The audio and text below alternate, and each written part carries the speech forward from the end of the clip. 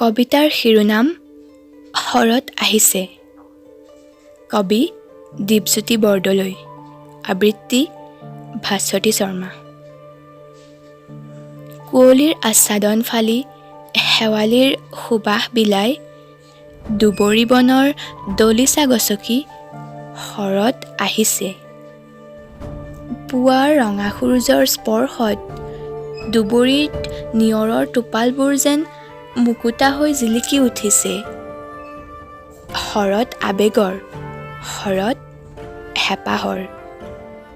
সুকোমল বতাহজাকৰ তালে তালে শুভ্ৰ কহুৱাৰ কঁকাল ভঙা নাচোন। শৰত আহে ছটিয়নাৰ সুবাস লৈ, দুবৰিক চুমাৰ পৰশ দিবলৈ। তুলি দিয়ে যৌৱনদীপ্ত ডেকাৰ মনত প্ৰেমৰ জোৱাৰ। আকাশত ভাহি আহে এচপৰা শুকুলা মেঘৰ ছাঁ।